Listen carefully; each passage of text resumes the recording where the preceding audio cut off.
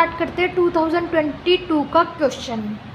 2 question इससे पहले मैंने करवा दिए हैं 4 ईयर के पेपर से रिलेटेड थे, ठीक है। 2022 का क्वेश्चन देखते हैं। आप बोलोगे मैम ये तो सारे क्वेश्चन सेम है, तो मैंने आपको पहले ही बोल दिया था क्वेश्चन सेम रहेंगे, ओनली डिजिट से चेंज हो जाती है, वेरिएबल्स चेंज हो सकते हैं, बट आपका और कुछ चेंज नहीं होने वाला है, ठीक है। Solve by the Wolfe method of the following QPP। आपको दिया हुआ है मैक्सिमम एफएक्स। अब कई बच्चा बोलेंगे कि जेड की जगह मैक्सिमम एफएक्स आ गया। अब तो एफएक्स का मतलब क्या होता है, f x equal to Z, Z equal to f x होता है ना। तो एफएक्स यहाँ पे जेड ही लेट करना है आपको, ठीक है। यहाँ पे आपको मैक्सिमम जेड दिया हुआ है, कांस्टेंट दिया हुआ है 2x1 + x2 less than equal to 1, एक ही कांस्टेंट है और 2 नॉन नेगेटिव रिस्ट्रिक्शन है, दोनों ग्रेटर देन के साइन में है। सबसे पहला स्टेप होगा इनको लेस देन के साइन में बनाना। It means -x1 less than equal to 0, -x2 less than equal to 0, और ये लेस देन ऑलरेडी है, ठीक है। तो ये मैंने फर्स्ट स्टेप आपको बता दिया है। आपको सारी इनइक्वलिटी को लेस देन में कन्वर्ट करना है। नेक्स्ट आपको रीराइट द गिवन QPP, वापस उसको लिखना है by using slack variable add करके, ठीक है। तो यहाँ पे ये देख रहे हो, rewrite the given QPP by using slack variable, ठीक है। हमने रीराइट कर दिया इसको वापस। मैक्सिमम जेड सेम रहेगा सच दैट में Q1 फर्स्ट कांस्टेंट में Q1 स्क्वायर ऐड कर दिया क्योंकि एक ही कांस्टेंट था। अब ये नॉन नेगेटिव रिस्ट्रिक्शन से तो हमने क्या ऐड किया, R1 square and R2 square, ठीक है।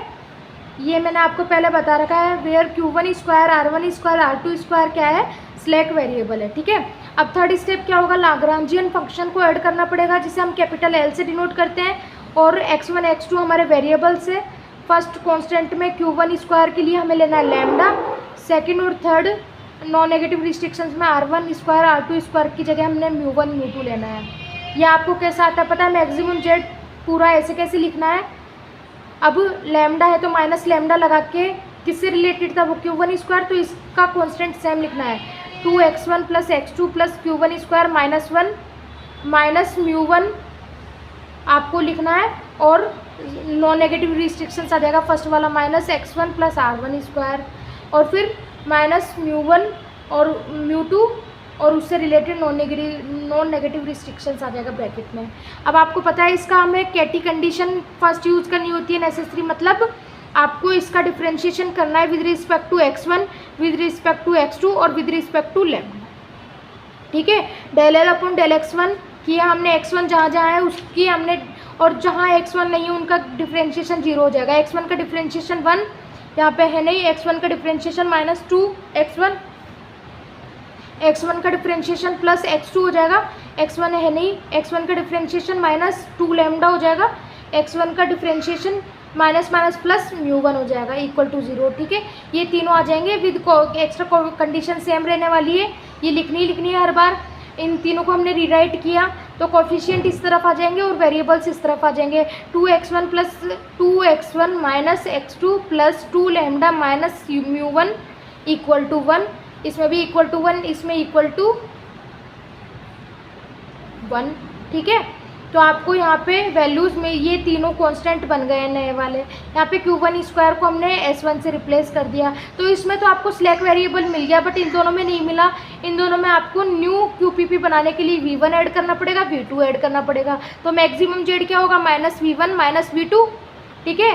और कॉन्स्टेंट क्या होंगे, 2x1 - x2 + 2 lambda minus μ1 + V1, और इसमें प्लस V2, और थर्ड वाले में सेम रहेगा क्योंकि इसमें पहले से है, ठीक है।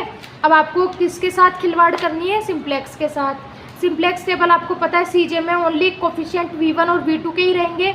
मैक्सिमम जेड में -V1 -V2 था ना, तो उनके कोफिशिएंट -1 -2 और सबके कोफिशिएंट 0, ठीक है। CBB BXB ये वो वेरिएबल्स है जो दिए हुए थे, x1 x2 lambda μ1 μ2 V1 V2 और S1, ठीक है। अब इन जो कांस्टेंट में जो कोफिशिएंट दिए हुए उनको मैंने लिख दिया, और जो कांस्टेंट नहीं, जो वेरिएबल को कोफिशिएंट नहीं था उनको मैंने 0 लिख दिया, ठीक है। और आइडेंटिटी मैट्रिक्स ये बन रही है, यहाँ पे आइडेंटिटी मैट्रिक्स बन रही है ना 1 1 1, तो V1 V2 S1 के कोरस्पॉन्डिंग बन रही है V1 V2 S1। ये सारे आ गए यहाँ से, -1 -1 0 -1 -1 0, और ये तीनों कहाँ से आए, RHS पार्ट ऑफ कॉन्स्टेंट के RHS पार्ट से 1 1 1, ठीक है। यहाँ तो कोई दिक्कत नहीं होनी चाहिए। Maximum Z J minus C जे निकालेंगे, इसको इससे मल्टीप्लाई करेंगे प्लस, इसको इससे मल्टीप्लाई करेंगे प्लस, इसको इससे मल्टीप्लाई करेंगे प्लस, और फिर माइनस सी जे, ठीक है।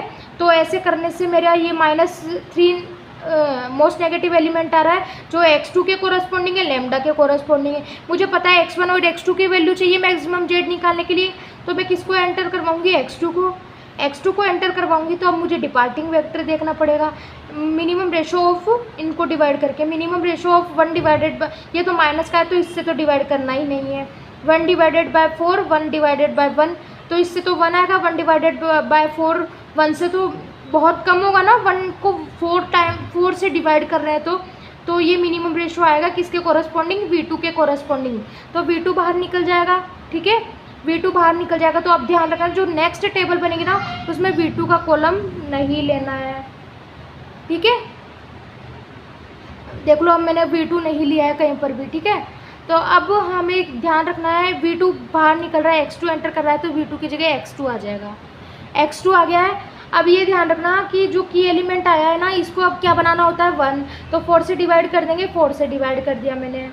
अब इसके ऊपर और इसके नीचे वाले एलिमेंट को 0 बनाना होता है, इसको 0 बनाना है तो हमने पहले इस वाले रो को वर्टिकली लिख लिया, ठीक है, 1 2 -1 2 -1 0 1 0, ठीक है, और माइनस कर दिया जिसको 0 बनाना है, इसको 0 बनाना है, -1 को माइनस करेंगे तो +1 हो जाएगा, +1 +1 +1 +1 +1, मल्टीप्लाई करेंगे, जो न्यू रो बनी थी 1/4 -1/4 1, ठीक है, जो मिलेगा वो इस रो में फिल करते जाना है।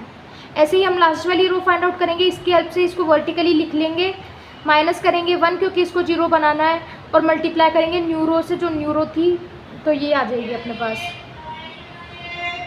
अब जेड से माइनस सी जे निकालने का तरीका मैंने आपको बता ही रखा है, यहाँ पे ये आ गया। तो मोस्ट नेगेटिव एलिमेंट कौन सा होगा, ये वाला -9/4, ठीक है, किसके कोरस्पॉन्डिंग होगा, लैम्डा के कोरस्पॉन्डिंग, तो लैम्डा क्या होगा, एंटर करेगा, और डिपार्टिंग वेक्टर कौन सा होगा, मिनिमम रेशो देखेंगे डिवाइड करके, इसको डिवाइड करेंगे तो 1 क्योंकि सेम है, इसको डिवाइड करेंगे नहीं, ये नेगेटिव नंबर है, इसको डिवाइड करेंगे तो आपको पता है मिनिमम ही आएगा, 1 से तो मिनिमम ही आएगा, ठीक है।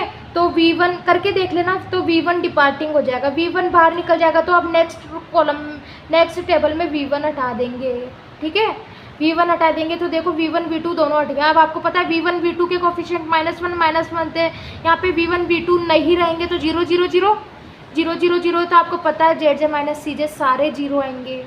तो आपका टारगेट ये होना चाहिए, डिपार्ट करना है V1 और V2 को, क्योंकि आपको पता है V1 और V2 को डिपार्ट करते ही ये सारे एलिमेंट 0 हो जाएंगे, क्योंकि कोफिशिएंट इन सब के 0 थे, ओनली V1 और V2 के अलावा। जब V1 V2 ही नहीं रहेंगे तो 0 हो जाएंगे। तो यहाँ पे की एलिमेंट 9/4 है, तो 1 बनाने के लिए 4/9, ये आपको फॉर्मेलिटी करनी पड़ेगी, आपको वैसे भी पता है क्योंकि जेड जे माइनस सी जे 0 ही आने वाला है, बस ये वैल्यू आपको निकालनी पड़ेगी ना। इसको 1 बनाने के लिए 4/9 से डिवाइड किया, तो 4/9 से मल्टीप्लाई करेंगे तो यहाँ पे 5/9 बनेगा।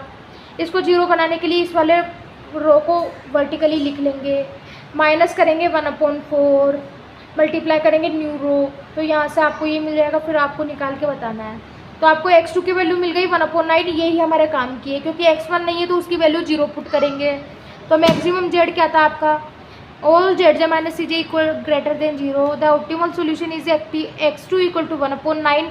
तो मैक्सिमम fx क्या आ जाएगा, x1 की वैल्यू 0, x2 की वैल्यू 1/9, x1 की वैल्यू 0, x1 की वैल्यू 0 है तो x2 की वैल्यू पुट करने से वो 0 हो जाएगी, क्योंकि मल्टीप्लाई में है। x2 की वैल्यू 1/9 है तो 1/9 का स्क्वायर और फिर 2 से मल्टीप्लाई कर देंगे, 7/81 आपका आंसर आएगा। तो आपकी ये मेरे तरफ से ये एक्सरसाइज कंप्लीट हो गई है, ये यूनिट कंप्लीट हो गई है, यूनिट नंबर 4 कंप्लीट है। इन तीनों क्वेश्चन की दम लगा के प्रैक्टिस कर लो, कहीं से ही नंबर नहीं कटने वाला है, ठीक है।